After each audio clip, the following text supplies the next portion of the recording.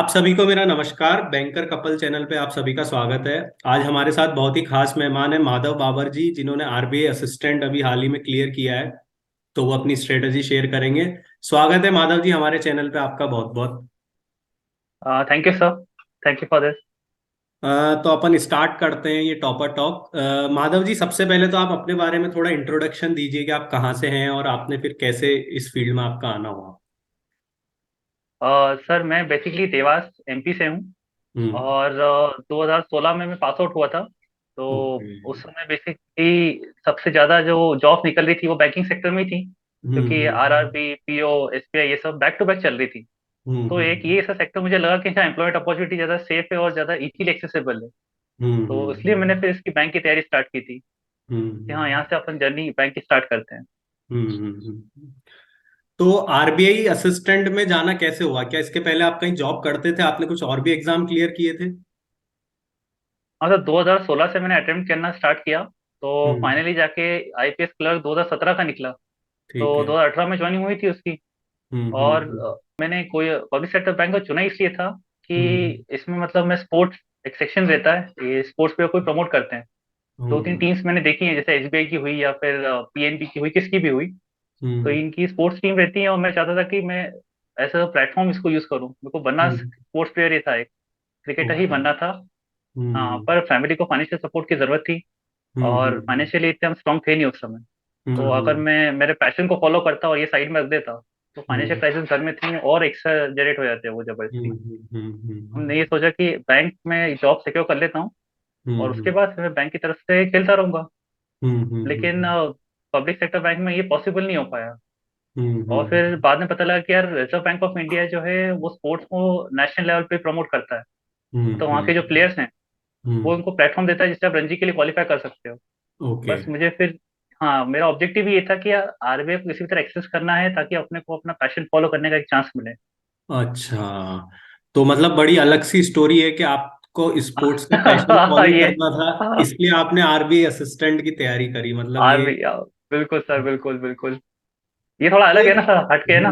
हाँ, बहुत हटके हाँ चीज वही। है ये। तो मैंने भी पहली बार सुना कि किसी को स्पोर्ट्स में जाना था तो उसने फाइनेंशियल उसको सपोर्ट मिल जाए फैमिली को, इसलिए आरबीआई ज्वाइन करके बस बस। भी अच्छा प्लेटफॉर्म मिल जाए। दोनों हाँ चीज सर, सब। क्योंकि मैं अगर डायरेक्ट वापस स्पोर्ट्स के लिए जाता तो उसमें सर श्योरिटी नहीं थी कि हो रहा है कि नहीं हो रहा है। और हम्म। फैमिली यहाँ पे फाइनेंशियल क्राइसिस जूझ रही है, तो उसमें मेरा डिसीजन फिर सही भी नहीं होता एथिकली और हम्म। मॉरली। तो हम्म। इसलिए फिर ये कोशिश थी कि आरबीआई में एक बार चले जाओ तो आपको स्टेबल हम्म। प्लेटफॉर्म मिल जाएगा, फैमिली का हम्म। सोर्स ऑफ इनकम रहेगा। तो मुझे फैमिली हम्म। की तरफ इतनी चिंता नहीं रहेगी कि हाँ, फाइनेंशियली मैं सपोर्ट कर पा रहा हूँ कि नहीं कर पा रहा हूँ, तो मैं अपना पूरा हम्म। फोकस जो है अपने हम्म। गेम पे लगा सकता हूँ। अब हम्म। फाइनली क्योंकि मौका मिला है, अभी इवन ज्वाइनिंग से पहले भी कोई लीग थी पर मैं चूक हम्म। गया, क्योंकि मैंने नोटिस पीरियड था 1 महीने का। ओके। तो मैंने ठीक है, अब जब मौका मिलेगा तो मैं हम्म। फिर उसमें अटेम्प्ट करूंगा फिर से। एक चीज बताइए, जैसे जब आपने 2016 में तैयारी करी उस वक्त आपका आईबीपीएस हम्म। क्लरिकल क्लियर हुआ।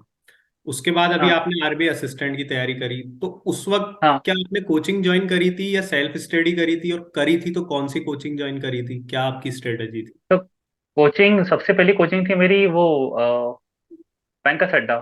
Bank okay. का अड्डा मेरी पहली कोचिंग थी। हम्म। और फिर नहीं, महिंद्रा थी। महिंद्रा के बाद महिंद्रा में 3 महीने की कोचिंग मैंने कर ली अच्छे से। सारे हम्म। बेसिक्स क्लियर हो चुके थे। अब उसके हम्म। बाद सिर्फ अपने को प्रैक्टिस करने के लिए रहता है कि आप कितना रगड़ हम्म। सकते हो उसको। हम्म। बैंक का अड्डा पे जाके मैंने थोड़ा मॉक टेस्ट और ये मिलते हैं आपको करने के लिए, हम्म। तो वो हम्म। लगाए फिर मैंने। और बस हम्म। फिर वही चलता रहा, आप जितने मॉक हम्म। टेस्ट देते जाओ उतने आपकी स्किल्स और शार्प होती चली जाएंगी। मैंने हम्म। 2017 का आरबीआई असिस्टेंट दिया। तो हम्म। प्रीलिम्स क्लियर हुआ था, मेंस हम्म। रुक गया था।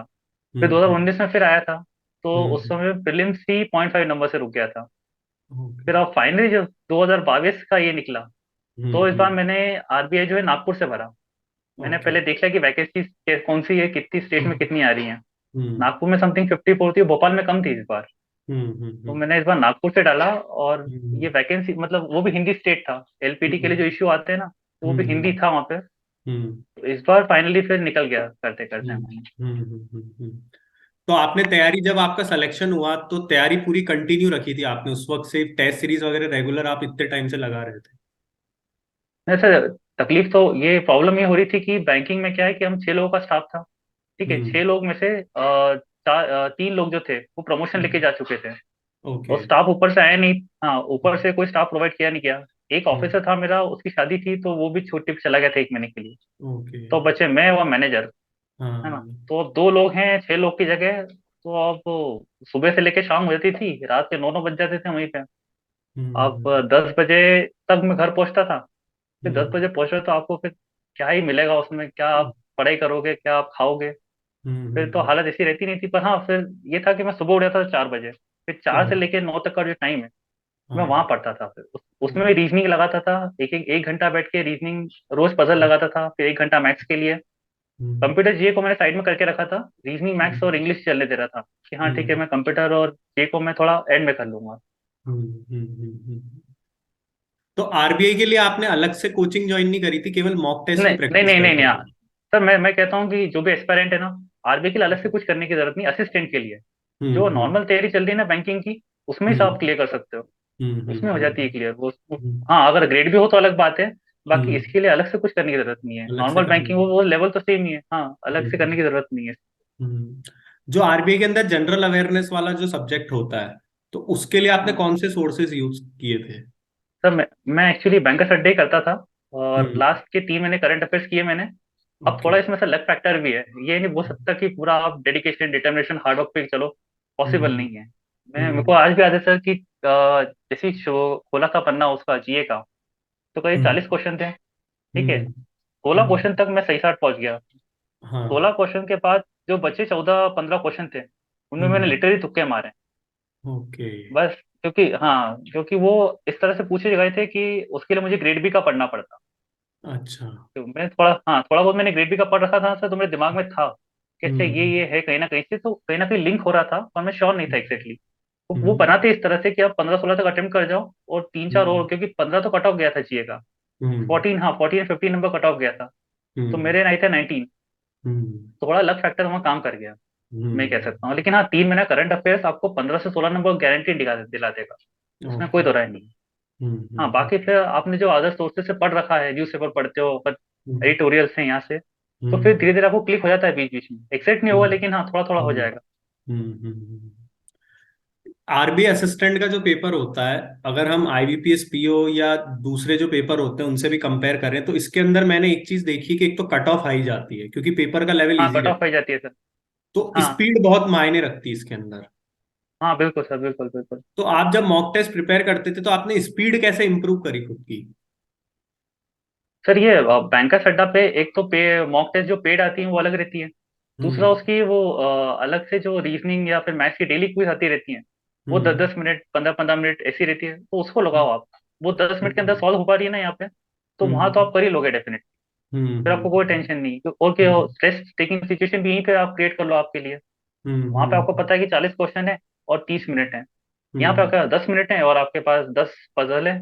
मतलब 10 क्वेश्चन है पजल के, उनको आपने सॉर्ट आउट कर लिया, तो वहां पे आप इजीली क्रैक कर लोगे उसको। हम्म हम्म हम्म। जैसे आपने बताया कि आपका डेली रूटीन रहता था कि सुबह जैसे आप 4 बजे करीब उठते थे, तो हाँ कई बार मन में ऐसा डर नहीं लगा? क्योंकि काफी लोग जॉब के बाद थोड़ा सा क्या कॉन्फिडेंस लो हो जाता है कि यार इतनी मेहनत मैं कर रहा हूँ, क्या पता होगा कि नहीं होगा, क्योंकि साथ में जॉब भी करना और प्रिपरेशन भी करना। तो खुद को मोटिवेट कैसे रखा, क्योंकि 16 की आपकी ज्वाइनिंग थी, तो 4 5 साल जॉब करते हुए तैयारी कंटिन्यू हो रखना। चुके थे। हाँ, तो ये बड़ी चीज है, ये आपने हाँ, कैसे खुद को मोटिवेट रखा? तो मोटिवेशन बस ये था कि इस बात का डर था कि मैं यहाँ नहीं रह जाऊं मुझे यहाँ से निकलना है कैसे भी करके। ये डर हम्म। सताता रहता था कि अगर नहीं हुआ, क्योंकि 28 साल हाँ मेरी एज थी, और ये हाँ। लास्ट अटेम्प्ट था। अच्छा, इसके ये बाद लास्ट आप अटेम्प्ट अटेम्प्ट है? नहीं कर सकते असिस्टेंट को। हाँ हाँ हाँ, हाँ ये लास्ट अटेम्प्ट मेरा। तो हाँ हाँ ये डर था कहीं ना कहीं कि यार इस बार नहीं निकले तो गए, और इसी डर के चक्कर में मैंने ग्रेड बी की तैयारी स्टार्ट कर दी कि चलो कभी हम्म असिस्टेंट में रह गया गलती से, तो हम्म ग्रेड बी 30 साल की एज लिमिट है, तो कम से कम हम्म ग्रेड बी तो मैं दे सकता हूँ। तो ये हम्म कहीं ना कहीं डर रहता है ना सर। तो ये डर, हम्म डरना वैसे गलत है, नहीं करना चाहिए, लेकिन कहीं ना कहीं डर पॉजिटिव वे में काम कर जाता है। थोड़ा बहुत डर हम्म होना चाहिए कि हम्म अगर नहीं हुआ तो क्या। थोड़ा बहुत वो मुझे भी था कि नहीं हुआ तो क्या। आरबीआई के असिस्टेंट के पेपर में एक खास चीज और होती है जिसको लेके काफी बार कई बार कंट्रोवर्सी भी थोड़ी सी हो जाती है, जो इनका एलपीटी होता है, लैंग्वेज प्रोफिशिएंसी टेस्ट हाँ सर। होता है इनका, वो हाँ थोड़ा अलग तरीके से होता है। तो आपसे क्या क्या क्वेश्चंस वहां पूछे गए थे और किस तरीके से वहां का एक्सपीरियंस था, थोड़ा सा आप शेयर कर सकते हो अपना? हाँ सर, एलपीटी मतलब मैंने भी मेरे दोस्त से पूछा था कि यार एलपीटी है, हिंदी रहेगा। हिंदी हम्म ऑप्शन मैंने सिलेक्ट किया था, हिंदी और मराठी दो थे। तो हम्म। नागपुर से मैंने हिंदी सिलेक्ट किया। और फिर हिंदी पे जब मैंने उससे पूछा कि भोपाल में है तो उससे क्या पूछा गया, तो कुछ हम्म। नहीं, उसने बोला कि गांधी जी पे एक निबंध आया था, एक हाँ पैराग्राफ था, हाँ पैराग्राफ ही था, और उसमें से वो हाँ 5 क्वेश्चन पूछते हैं, आपको हाँ। आइडेंटिफाई करके लिखना है। तो मैं ठीक है, ये अपने इंग्लिश तरीका ही है, रीडिंग हम्म कॉम्प्रिहेंशन जिसको बोलते हैं हम। और जब हम्म। मैं नागपुर में देने गया तो वो क्या पता, उसने भगवान जाने कौन से हाई लेवल की हिंदी पूछ ली मुझसे। एक ओके। उसने, हाँ, हाँ, उसने एक क्वेश्चन मेरे को अभी भी याद है, आजादी की अभिव्यक्ति। तो अच्छा। यहाँ से तो सिट्टी पिट्टी गुल हो गई कि मैंने अभिव्यक्ति मतलब क्या लिखूं, लिखना क्या है हाँ। वहां पे मुझे। हम्म। तो मैंने क्या किया कि जो अभिव्यक्ति से रिलेटेड कीवर्ड्स है ना वहाँ पे, वही हम्म। उठा के लिख दिए। ओके। मैंने अलग से ऐसा कुछ नहीं किया, थोड़ा बहुत मैं अपने जितना सोच सकता था अपने तरफ से मैंने सोचा, लेकिन हम्म बाकी तो मैंने कीवर्ड्स बीच बीच से उठा के लिखे, क्योंकि क्वेश्चन ऐसे आ रहे थे, हिंदी की भी टफ आ गई थी, हिंदी बहुत, नागपुर की। हाँ, नागपुर की हिंदी काफी टफ हो गई थी सर, क्योंकि बच्चे भी अच्छा। हैरान परेशान हो गए थे कि इतना टफ पेपर तो शायद ही हमने देखा हो। ओके। हाँ, ढूंढने हम्म पे मिल नहीं रहे थे। वो एक हम्म एक मतलब अलग ही लेवल हो गया था उसका हिंदी का। तो पहली हम्म बार ऐसा लगा कि यार एलपीटी के लिए पढ़ के जाना चाहिए। हाँ, ऐसा नहीं हम्म कि मतलब हिंदी है तो तुम चले जाओ, तुम कर लोगे, ऐसा नहीं, थोड़ी हम्म रीडिंग रखो आप। पर हम्म। हो गया फाइनली, तो फिर मैंने चलो ठीक है, कोई दिक्कत नहीं। जो एलपीटी होता है आपका वो पेन पेपर पे ही होता है ना? हाँ, पेन पेपर पे होता है, पेन पेपर तो पे होता है, वो उसमें बकायदा आपने आपको कुछ देते हैं प्रैक्टिस फिर। करी थी लिखने की, या कुछ पहले से स्पीड बढ़ाने की अपनी, या डायरेक्ट उसी दिन दिया था जाके जो? नहीं नहीं, मैंने 1-2 दिन पहले प्रैक्टिस कर ली थी, क्योंकि हैंडराइटिंग बहुत खराब है मेरी। तो मैं ओके। 1-2 दिन प्रैक्टिस कर रहा था बैठ के, लेकिन थोड़े बहुत एटलीस्ट उसको समझ में आ जाए इतना तो हो, अच्छा कम से कम। हाँ, तो मैंने थोड़ी बहुत प्रैक्टिस कर ली थी सर। और बाकी हम्म टाइम तो वहाँ पे सफिशिएंट मिल जाता, उसकी दिक्कत नहीं थी। लेकिन हाँ, हम्म हमारे टाइम पे हिंदी काफी टफ आ गई थी, बस ये था कि किसी को कुछ सूझ नहीं पड़ रहा था। पर फिर हम्म बच्चे लिखे जा रहे थे, और मैं कंफ्यूज हो गया था देख के कि यार क्या कर रहे हैं ये लोग, हाँ, क्या लिख रहे हैं इतनी हम्म देर से। बस हम्म। ठीक है सर, हो गया, ठीक है। तो इसमें ऑब्जेक्टिव भी आता है एलपीटी के अंदर, कि केवल वो सब्जेक्टिव वाला ही रहता है इनका? नहीं, सब्जेक्टिव सर, पूरा सब्जेक्टिव है, पांच पूरा क्वेश्चन देगा सब्जेक्ट। आपको। हाँ। हाँ सर, 5 क्वेश्चन देगा, और मैं एक्चुअली नंबर भूल गया कितने कितने थे, शायद 40 या 45 को ऐसा कट ऑफ हम्म रहता है इनका क्लियर करने का। तो हम्म 5 क्वेश्चन रहते हैं, और सफिशिएंट हम्म टाइम रहता है आपके पास, आप लिखो। मैंने कहा हो जाता हम्म। है, वैसे तो किसी का रुका नहीं सर, मैंने मतलब नागपुर से एलपीटी में किसी का फेल होते हुए नहीं देखा ओके। कि कोई फेल हुआ होगा, सब हम्म। क्लियर हो गए थे। अब वो अलग बात है कि आप फाइनल्स में जाके रुक गए हो, तो वो अलग चीज है। हाँ, वो अगर मार्क्स ही आपके कम रह गए हो मेंस में तो हाँ, वो। मार्क्स ही आपके कम है तो फिर तो यार, फिर तो कुछ नहीं कर सकते। बाकी हम्म। एलपीटी के जैसे मैंने किसी को रुकते हुए नहीं देखा, मतलब नागपुर में नहीं देखा, महाराष्ट्र केस हुआ था ऐसा। हम्म। हाँ, नागपुर में नहीं था सर। आप अपने प्री के मार्क्स बता सकते हैं, मतलब लगभग कट ऑफ से कितने ज्यादा थे हाँ और सर, मेन? हम्म। प्री में मेरे थे 87 सर, एटी ओके। सेवन या हाँ 87 थे प्री में। और हम्म मेंस में मेरे थे 123। और हम्म। नागपुर का मेंस का जो कट ऑफ गया था वो 120 गया था। ओके। 120। हाँ, हम्म। तो तो मैं इसमें मतलब बच गया 3 नंबर से। जो मेंस की जो तैयारी आपने करी थी, तो हाँ लगभग मुझे जहां तक लगता है एग्जाम लेवल में कुछ फर्क आता है प्री और मेंस में थोड़ा सा अप करते हैं ये लोग लेवल? हाँ, आप तो कर देते हैं सर, काफी आप कर देते हैं। अब हम्म मतलब हिसाब से कि रीजनिंग जैसे सेक्शन ले लो अपन, 40 क्वेश्चन है, 30 मिनट है, और हम्म 25 नंबर की सिर्फ पजल है। तो हम्म आप जो भी खेल करोगे वो पजल से ही करोगे। हम्म। मेरा सेक्शन स्टार्ट हुआ, और मैं बस हम्म। भगवान से ही दुआ कर रहा था कि यार रीजनिंग में अटकूं नहीं कहीं भी। हाँ, दो ओके। 3 मिनट तक मैंने पजल लिख ली पूरी, हाँ तीसरे मिनट में अटक गया। हाँ। और अटक गया, अब रीजनिंग में कैसा था, हर एक मिनट वहाँ पे इंपॉर्टेंट है। फिर भी मैंने हम्म मतलब मेरे करीब एक पजल को सॉल्व करने में, पहली पजल को सॉल्व करने में मुझे 7 मिनट लग गए थे। उसके हम्म बाद मैंने स्पीड पकड़ी अपने आप को, मतलब मैं कॉन्फिडेंस लूज कर चुका था थोड़ी देर के लिए तो। फिर मैंने हम्म पिकअप किया, मैंने नहीं, अपने को आराम से करना है, जल्दबाजी नहीं हम्म मचानी है, धीरे धीरे हम्म धीरे धीरे करते करते करते फिर 30-35 अटेम्प्ट हो गए रीजनिंग में, उसके बाद जाके हम्म कॉन्फिडेंस लेवल बढ़ा। अगर वो हम्म खराब हो जाता तो आगे के हम्म। सारे सेक्शन खराब हो जाते। आगे के ये सारे कि सेक्शन। क्योंकि सब पहला खराब तो मतलब आप समझ लो कि फिर मतलब पिकअप करना बहुत मुश्किल हो जाता है, कर लेते होंगे लोग, लेकिन फिर मोरल डाउन हो गया हम्म ना आपका सर। क्योंकि 40 में हम्म से अगर वहां पे आपका अटेम्प्ट नहीं होता, आपको ये लगता है कि अब आगे क्या होगा। हम्म। तो मतलब मैं जहां तक समझ रहा हूँ कि सेफर साइड के लिए मेंस की तैयारी भी साथ साथ थोड़ी बहुत करती रहनी चाहिए जिस वक्त हम प्री की तैयारी करें। बिल्कुल सर, वो बैंकर्स अड्डा पे आपको जो क्विज देगा ना, तो उसमें वो हम्म SBI PO mains, IPS PO mains की क्विज देता है, आप वही लगा लो। डेली की हम्म 5 क्विज आप लगाते हो ना, सफिशिएंट है, रीजनिंग आप आराम से फोड़ दोगे वहां पे। और मैथ्स भी रीजनिंग में आराम से क्लियर होगी, कोई तकलीफ नहीं होती। हाँ, बस ये कि हम्म जो प्रेशर हैंडलिंग कैपेसिटी ना, कि कभी मान चलो अटक गए, कभी हम्म नहीं बना 2-3 मिनट देने के बाद, तो फिर घबराना नहीं है वहाँ।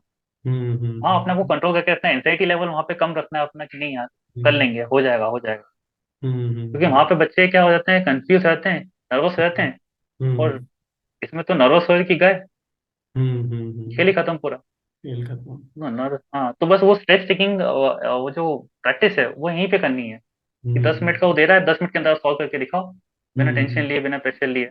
क्योंकि हम्म वहां पे अगर कुछ गलत हो भी गया तो भी चांस रहता है कि आप फिर से रिवाइव कर जाओ। हम्म। आपका रिएक्शन कैसा था, क्योंकि आप ऑलरेडी बैंकिंग सेक्टर में जॉब कर रहे थे, तो आपको तो जो पहले से वहां है उसको ज्यादा असलियत पता होती है। और जो सबसे हाँ, पहले में अगर आरबीआई में जाएगा शायद उसको उतनी खुशी नहीं होगी जो दूसरी जगह जॉब करते हुए अगर हाँ। आरबीआई का पेपर निकालेगा। नहीं, पहले ही जैसे ही मैंने मेरा रोल नंबर देखा ना, मैं फटाक से, मैं कैश काउंटर पे था, फटाफट कैश अंदर रखा मैंने और मैं चला गया मंदिर में। अच्छा। मैंने एक सेकंड की देरी नहीं की, कौन सब पूछे थे कहाँ जा रहा है, कहाँ जा रहा है, मैंने, मेरे को कॉल आ रहा है अर्जेंटली, मैं जा रहा हूँ घर पे, बुला रहे हैं मकान मालिक, ये बोल के मैं चला गया मंदिर, और वहां जाके बैठ गया भगवान के सामने, और हाथ जोड़ के बस मैंने, और कुछ नहीं चाहिए, मैंने हो गया जो मुझे चाहिए था वो आपने दे दिया, बस मैं बहुत बहुत आभारी हूँ आपका दिल से। हाँ, मैंने बस उसके बाद जाके मैंने फिर घर पे कॉल किया और सबको बताया कि फाइनली हो गया सिलेक्शन, तो घर वाले बहुत खुश हुए। हम्म। लेकिन उस दिन की खुशी वाकई थी कि हाँ, ऐसा लगा कि अपन ने कोई अचीव किया फाइनली। और क्योंकि सबसे एक खास पब्लिक बात ये सेक्टर थी कि आपका आखिरी अटेम्प्ट था ये आरबीआई आखिरी असिस्टेंट। अटेम्प्ट था, मैं टेंशन में हम्म। बहुत, मैं ये बोल भी रहा था भगवान को कि अगर नहीं हुआ ना तो मैं वाकई डिप्रेशन में चला जाऊंगा, रो दूंगा मैं फाइनली। क्योंकि आपको तो पता है पब्लिक सेक्टर बैंक में कितना प्रेशर हो चुका है, कैसा हम्म वर्कलोड चल रहा है वहाँ का। तो वहाँ पे जो स्ट्रेस, वो सिचुएशन है, वो उसको मैं छोड़ना चाह रहा था कि बस यहाँ से मैं निकलूं कैसे भी करके। और ये मेरा हम्म लास्ट चांस था, नहीं निकल पाता तो फिर अब वहां जाने क्या होता, तो यही यही रह जाता। बस मैं, हम्म बस वही था कि यार निकल जाऊं कैसे भी करके यहाँ से। फाइनली हम्म सुन ली ऊपर वाले ने और मैं निकल गया।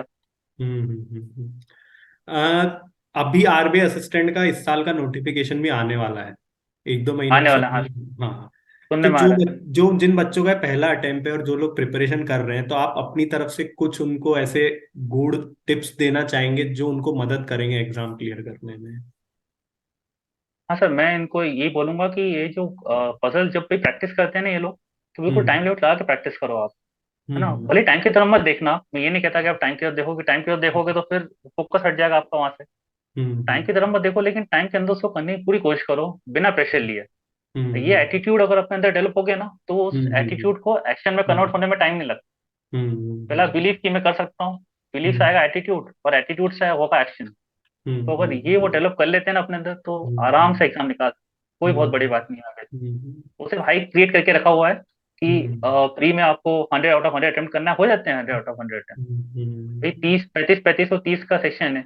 हाँ, मैथ्स में बेसिकली 15 नंबर के आपको हलवा ही देता है, मतलब सिर्फ 5 नंबर का सिंप्लीफिकेशन, 5 इस तरह से। तो इजीली अटेम्प्ट होते हैं, बस आप रिलैक्स रहो अंदर से। आप रिलैक्स जितना रहोगे उतने आराम से अटेम्प्ट होते चले जाते हैं। इवन मैंने कंप्यूटर का सर, भी इसमें सब्जेक्ट आता है, तो उसके अंदर क्या सोर्सेज आपने कुछ यूज किए थे कंप्यूटर पढ़ने के लिए? हाँ, कंप्यूटर के लिए आशीष अरोड़ा करके था एक हाँ चैनल चलता है सर का, वहाँ पे हाँ। यूट्यूब पे, तो उसमें हर एक टॉपिक पे उनने मतलब बहुत इन डेप्थ पढ़ाया था। तो मैंने उस हम्म एक एक टॉपिक की वीडियो देखी थी। हालांकि हम्म कैप्सूल भी रहती है कि बैंकर अड्डा कैप्सूल है या फिर क्लाउड अफेयर्स कैप्सूल है, उनको हम्म भी मैंने रिव्यू कर लिया था। तो मतलब मैं उनको हम्म कितने 15 20 दिन से लगातार पढ़ रहा था। क्योंकि हम्म एकदम तो कोई चीज दिमाग में आएगी नहीं आपके। पंद्रह हम्म बीस एक दो महीने, सॉरी, एक दो महीने से मैं उसको लगातार रिवाइज कर रहा था। पर वहां पे भी क्या हुआ कि जैसे आरबीएस कंप्यूटर का जीए का कंप्यूटर का सेक्शन खुला, हम्म 40 में से मुश्किल से मैं समझता हूँ कि 20 से 25 सवाल ऐसे होंगे जो हम्म एक्यूरेट वही होंगे जो मैंने पढ़े थे। हम्म 15 सवाल ऐसे थे कि जो कहाँ से आए थे नहीं पता। फिर भी मैंने अटेम्प्ट किए और करीब 25 26 नंबर आ गए थे। तो बच गया, मतलब मैं वहां पे ही कह सकता हूँ। लेकिन हाँ, ये है कि जितना पढ़ा ना, कम से कम 25 नंबर का तो आपको शॉर्ट शॉर्ट मिल जाता है उसमें से। दो तीन कैप्सूल्स पढ़ ली, वीडियोस देख लिए, बस सफिशिएंट है। प्रैक्टिस आपको सिर्फ रीजनिंग में लगेगी और मैथ्स में लगेगी स्पेशली। मैथ्स थोड़ा क्या टफ हो जाता है। मैथ्स को लेके कोई स्ट्रेटेजी आप बता सकते हैं कि कैसे, क्योंकि काफी लोग घबरा जाते हैं फॉन्ट के नाम से। हाँ, किसके फॉन्ट, डीआई डीआई के नाम से? हम्म। हाँ, डीआई डेटा इंटरप्रिटेशन को, इसलिए मैंने उसको सबसे, मतलब पहले मैं वही ढूंढता हूँ कि सिंपल क्या है उसमें। या तो हम्म सीरीज आएगी, अगर हम्म शायद सिंप्लीफिकेशन नहीं पूछता, एक्स वाई पूछता है, X is greater than Y, X equals to Y. तो हम्म मैंने सबसे पहले सीरीज उठा ली 5 नंबर की, फिर वो एक्स्ट्रा हम्म उठा ली 5 10 नंबर कवर अप हो गए तो कॉन्फिडेंस लेवल हो गया। अब मैं हम्म। फिर डीआई में देखता हूँ, जैसे दो तीन डीआई रहते हैं ये बेसिकली, तो उसमें हम्म। मैं सॉर्ट आउट कर लेता हूँ क्या कौन सा मैं कर सकता हूँ। मैं आपको एक आध हम्म। 2 मिनट तो देना ही पड़ेगा। आप ये सोचो हम्म। कि यार मैं 30 मिनट में से बस आग के नीचे से फटाक से निकाल लूँ और सब मेरे को पता पड़ जाए, ऐसा नहीं हम्म। होगा। 1 मिनट तो देना ही पड़ेगा उसको डीआई को समझने के लिए क्या है। तो मेरे हम्म। केस में क्या हुआ था कि एक डीआई मुझसे बन गया था, नेक्स्ट हम्म। डीआई पे जाके मैं अटक गया था। मतलब ओके। और मैंने उसको ईगो पे ले लिया अपने, तो मैं 23 नंबर से ऊपर अटेम्प्ट ही नहीं कर पाया कि नहीं अच्छा। क्या हो कैसे नहीं रहा है। हाँ, जबकि मेरे हम्म। को छोड़ के उसको आगे बढ़ जाना चाहिए था। पर क्या हम्म। पता उस टाइम क्या हुआ, मैंने उसको ईगो पे ले लिया और मैं उससे ज्यादा अटेम्प्ट नहीं कर पाया। पर ऐसा नहीं करना, नहीं हो रहा है हम्म। आप उसको स्किप करो, आगे हम्म। बढ़ जाओ। हम्म। वही सर, जितनी प्रैक्टिस यहाँ कर लोगे ना प्रीलिम्स में, मेन प्रैक्टिस प्रीलिम्स में होगी आपकी। प्रीलिम्स में हम्म। अगर आप अच्छे से प्रैक्टिस कर रहे हो तो मेन आप निकाल दोगे, कोई दो राय नहीं है उसमें। हम्म। तो बहुत बहुत धन्यवाद माधव जी, हम शुभकामनाएं देते हैं कि आप अपने करियर के ऊंचे पदों पर पहुंचे आगे आरबीआई के अंदर भी, और जो आपकी हॉबी आपने बताया कि आपका पैशन स्पोर्ट्स के बारे में, उसका जितना ज्यादा एक्सपोजर आपको मिल सके मिले, और आखिरकार आपने अपनी मंजिल अपनी मेहनत से पाई। ये बहुत सारे एस्पायरेंट के लिए मोटिवेशन है, जो लोग एक दो अटेम्प्ट में ही हार मान जाते हैं और यहाँ आपने जॉब लगने के बाद भी उसको छोड़ा नहीं, और आखिरकार आपको सफलता मिली। तो हमारी शुभकामनाएं हैं आपके साथ सर, बहुत बहुत धन्यवाद आप थैंक यू हमारे सर। चैनल पे आए। Thank you sir. Thank you. धन्यवाद सर। ओके।